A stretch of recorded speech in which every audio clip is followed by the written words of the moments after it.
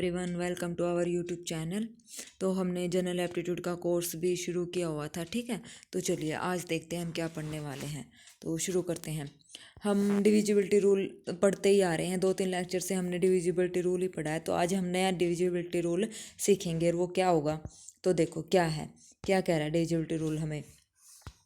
ये कह रहा है कि यदि संख्या a व b दोनों से भाग हो जाती है तो समझो संख्या n से भी भाग हो जाएगी, ठीक है। n हमारे पास कोई भी नेचुरल नंबर है, n का मतलब नेचुरल नंबर, और a और b हमने उस नेचुरल नंबर के क्या बनाए हैं, फैक्टर। लेकिन एक बात ध्यान रखना, जो ये जो फैक्टर आएंगे कॉमन, तो उनका HCF क्या होगा, हमारे पास 1 होगा, ठीक है।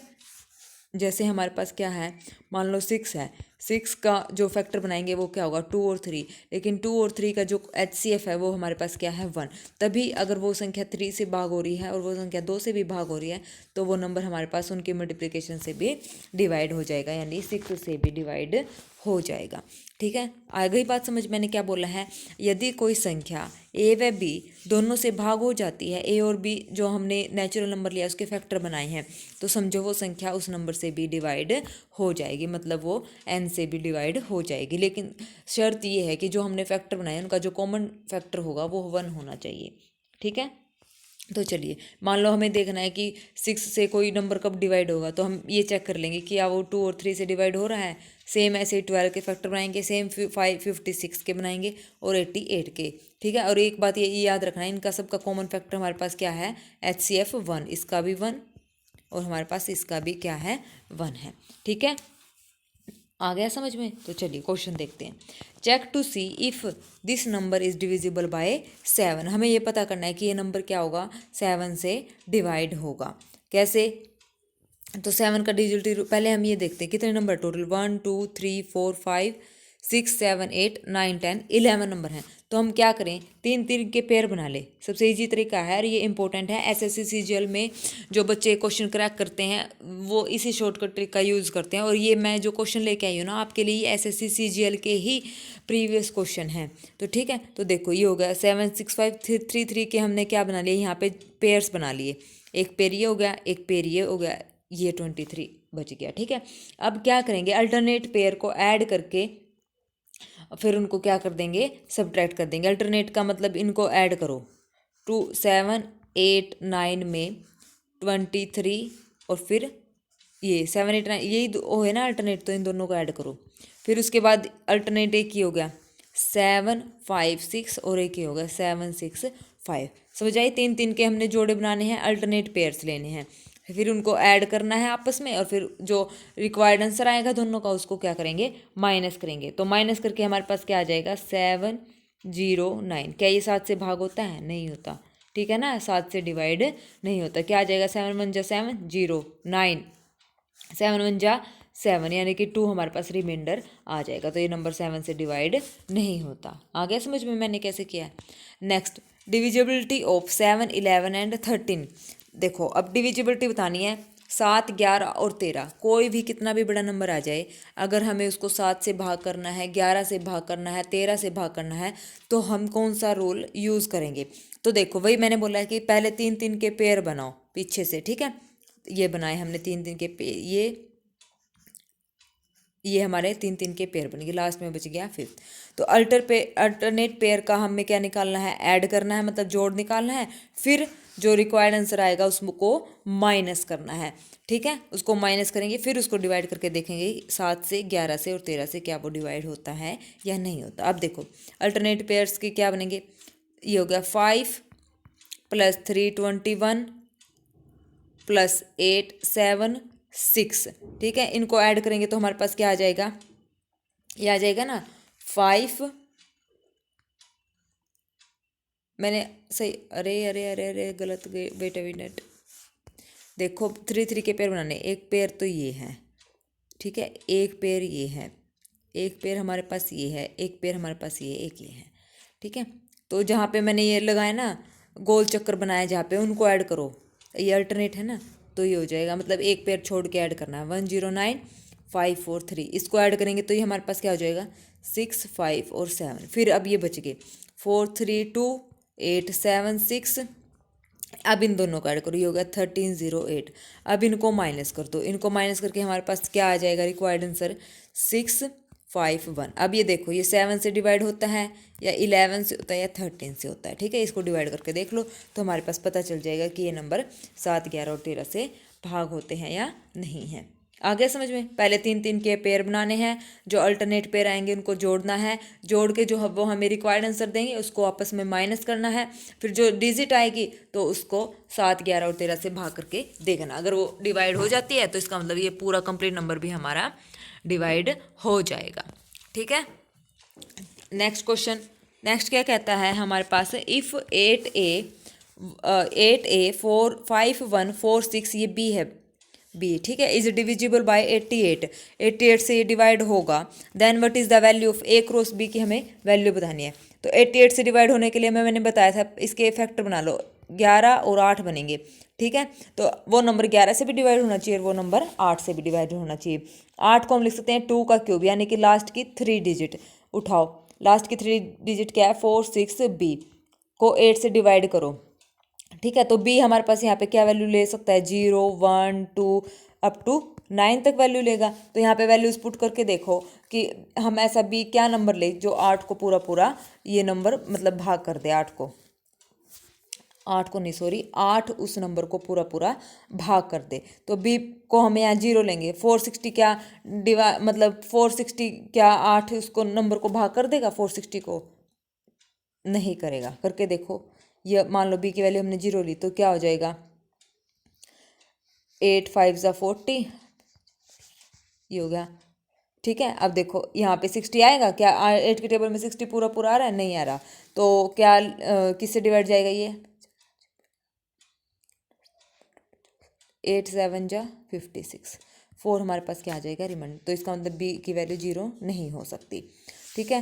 नेक्स्ट वैल्यू हम बी की क्या रखेंगे, जिससे कि वो नंबर ऐसा बने 8 उसको डिवाइड कर दे। तो 0 तो हमने है ही नहीं, 0 नहीं है, 1 2 3 4 5 6 7 8 9।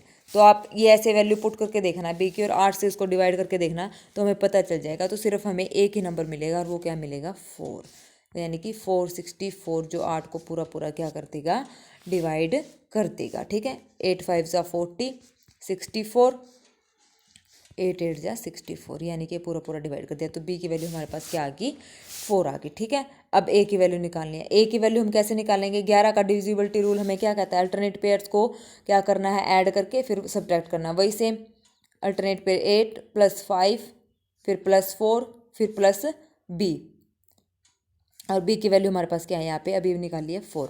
तो 8 + 5 + 4 + 4 ये हमारे पास हो गया 21 माइनस, अब ये देखो उसके बाद क्या बचा, 6 और 1 और ए, 6 और 1 7, यानी कि 7 + ए, इसको माइनस करना है, 21 में से 7 माइनस करेंगे तो क्या आ जाएगा हमारे पास 14 माइनस ए। अब देखो ए की वैल्यू हमारे पास क्या क्या पॉसिबिलिटी है जो 11 को पूरा पूरा भाग कर दें। तो देखो अब हमें ऐसा नंबर लाना है, ए को ऐसा नंबर लिखना है, ए हमारे पास क्या हो सकता है 0 से लेके 9 तक। तो ए को हमने ऐसी वैल्यू देनी है ताकि वो 11 को 14 में से उसको घटाएं तो वो 11 को पूरा पूरा भाग कर दे, ठीक है। तो ए की मान लो ए की वैल्यू 0 रखेंगे, 14 माइनस 0, 14 डिवाइड बाई 11 डिवाइड करता नहीं करता, 1 रखेंगे तो 13, 2 रखेंगे तो 12 नहीं करता, 3 रखेंगे तो 11, यानी कि ए की वैल्यू क्या पॉसिबल होगी, ओनली 3। तो यहाँ पे 11/11 ये इसको डिवाइड कर देगा, ठीक है। रिमाइंडर कितना आ जाएगा 0, 11/11। तो यहाँ पे ए की वैल्यू हमारे पास 3 पॉसिबल है, बी की वैल्यू 4 है, तो 3 4 ज़ा 12 ये हमारे पास रिक्वायर्ड आंसर आ जाएगा, ठीक है। पता चला डिविजिबिलिटी रूल का ही हमने यूज़ किया है, वहीं से हमने ये वैल्यूज़ निकाली हैं। Next question, what is the value of m and n respectively, m और n की वैल्यू निकालनी है, डिविजिबल बाय 8 एंड 11, ठीक है। 8 और 11 से 8 का डिविजिबिलिटी रूल हमें पता है, अभी मैंने आपको बताया था 2 की पावर क्यूब होता है, 8 को हम लिख सकते हैं यानी कि लास्ट की 3 डिजिट को 8 से डिवाइड करना, वही 5 8 9 को, ठीक है, n को सॉरी 5 8 n को डिवाइड करना है किससे, 8 से। तो n की वैल्यू क्या क्या पॉसिबल हो सकती है, 0 1 2 9 तक पॉसिबल हो सकती है। तो वह वैल्यू पुट करके देखना कौन सी वैल्यू इसको सेटिस्फाई कर जाएगी, ठीक है। उसके बाद है 11 का अल्टरनेट पेयर को ऐड करके फिर जो रिक्वायर्ड आंसर आएगा उसको माइनस करना है, ठीक है। तो वहाँ से m की वैल्यू आ जाएगी और n की वैल्यू यहाँ से आ जाएगी, तो हमारे पास क्या आ जाएगा, रिक्वायर्ड आंसर आ जाएगा, ठीक है। आगे समझिए, सेम उसी की तरह था, तो आप ये क्वेश्चन करके देखना, प्रैक्टिस के लिए मैं आपको ये दे रही हूँ। Next question, if the 6 digit number हमारे पास ये है 15x1y2 is divisible by 44, then x plus Y is equal to, तो x प्लस वाई हमारे पास क्या वैल्यू आएगी, 44 है तो इसके फैक्टर हमें बनाएंगे, तो 44 के फैक्टर क्या बनेंगे, 4 और 11 फैक्टर बनेंगे ना। तो 4 के लिए क्या होता है, यानी कि 2 का स्क्वायर, यानी कि लास्ट की 2 डिजिट, जो 40 को जो लास्ट की जो 2 डिजिट होंगी वो चेक करेंगे कि वो 4 से भाग होंगे या नहीं। तो वही y की वैल्यू पुट करो, 0 1 2 3 4 5 6, तो y की वैल्यू क्या क्या सेटिस्फाई कर जाएंगी, मैं आपको बता रही हूँ, ये आप पुट करके देखना, 1 3 5 7 और 9 यहाँ पे पुट करेंगे तो ये पूरा पूरा डिवाइड हो जाएगा। तो y की कितनी वैल्यू पॉसिबल है, 1 2 3 4 और 5 वैल्यू y की पॉसिबल है, ठीक है। अब क्या पूछा, 11 से देखो, 11 से क्या आ जाएगा हमारे पास, ये हो जाएगा अल्टरनेट पेयर है ना, तो ये देखो alternate pair 1 plus X plus Y, यानी कि x plus Y plus 1 minus करेंगे, क्या आएगा, 5 प्लस 1 6 6 प्लस 2 8 माइनस का 8, ठीक है। तो ये हो जाएगा हमारे पास x प्लस वाई माइनस का 7, और ये किससे डिवाइड होना चाहिए, हमारे पास नंबर 11 से। y की वैल्यू हमारे पास क्या है, 1 3 5 7, यहाँ पे वैल्यू पुट करते रहो, y की वैल्यू 1 रखेंगे तो 7 माइनस 1 हमारे पास कितना हो जाएगा, माइनस का 6, तो माइनस 6 में ऐसा नंबर ढूंढ के लाओ जो 11 को पूरा पूरा जिससे जो नंबर 11 को 11 से डिवाइड हो जाए, ठीक है। तो ऐसे वैल्यूज़ आप ढूंढ के लाना, तो वहाँ से हमें x की वैल्यू मिलती रहेंगी y की वैल्यूज़ के कोरस्पोंडिंग, ठीक है। आगे बात समझो, ये भी सेम वही था, वैल्यूज़ पुट करके देखना है, ठीक है। Next question, if the 10 digit number हमारे पास ये गिवन है डिविजिबल बाय 72, तो 72 के फैक्टर बनाओ, 8 और 9 ये फैक्टर बन गए, देन द वैल्यू ऑफ, इसकी वैल्यू निकालनी है, एक्स और वाई की वैल्यू बता देना, for the possible greatest value of Y, Y की कौन सी ग्रेटेस्ट वैल्यू के लिए ये आंसर आएगा, ठीक है, for the possible greatest value of y 3x minus y, ठीक है। तो ये भी आपके लिए होमवर्क है, ये भी बहुत ईजी है, सोल्व करके मेरे को बताना। 9 से डिवाइड होगी कोई डिजिट तो इसका मतलब हर एक उस नंबर का हर एक डिजिट का सम भी 9 से डिवाइड होना चाहिए, और 8 से डिवाइड का मतलब लास्ट की 3 डिजिट, तो वहाँ से हमारे पास x की वैल्यू आ जाएगी, ठीक है। फिर y की निकाल लेंगे, ये आपके लिए होमवर्क है। Next question, find the smallest which when multiply by 9 the resultant number have first digit 1 and remaining digit r।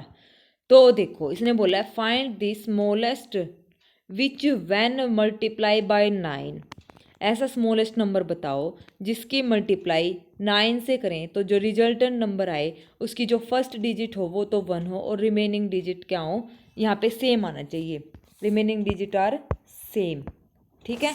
तो क्वेश्चन समझ में आया, ऐसे स्मॉलेस्ट नंबर हमें बताना है जिसको हम, मतलब स्मॉलेस्ट नंबर हमें बताना है, मतलब स्मॉलेस्ट नंबर को हमने डिनोट कर दिया एस से, ऐसा स्मॉलेस्ट नंबर बताना है जिसको मल्टीप्लाई करें 9 से तो रिजल्टेंट नंबर जो आए वो फर्स्ट डिजिट तो क्या है 1 और रिमेनिंग जो डिजिट आएंगी वो क्या आएंगी, सेम आएंगी, ठीक है। तो अब देखो मैंने ये ले लिया कि क्या करना है, मल्टीप्लाई करना है 9 से, तो 9 से मल्टीप्लाई जब हम इसको करेंगे तो वो नंबर जो गिवन नंबर आएगा स्मॉलेस्ट नंबर तो तभी निकलेगा, मान लो यहाँ पे वो जो नंबर हमने बना दिया कुछ भी XYZ, तो स्मॉलेस्ट नंबर की वैल्यू क्या आ जाएगी, 9 यहाँ पे मल्टीप्लाई में, तो ये 9 यहाँ पे क्या आ जाएगा, डिवाइड में।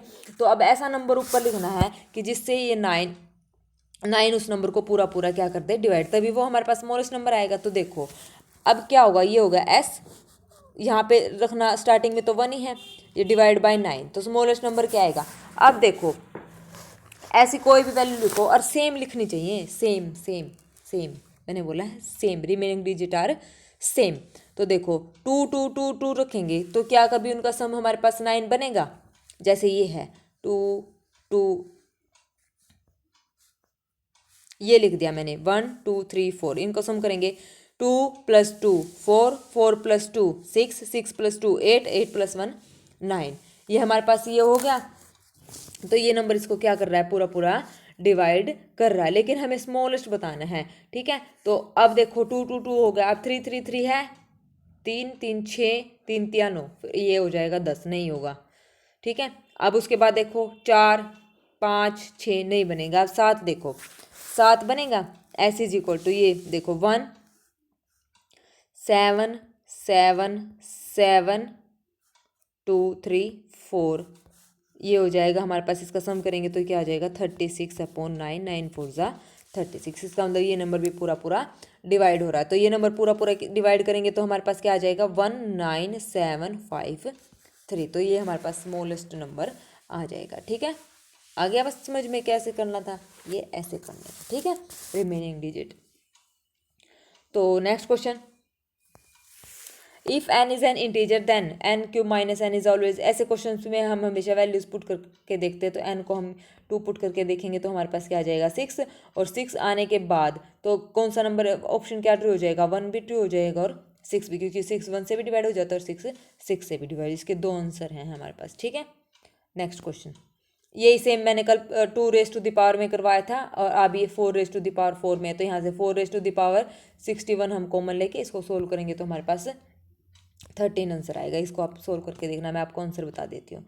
Next question, when 335 is added to 5a7 the result is 8b2।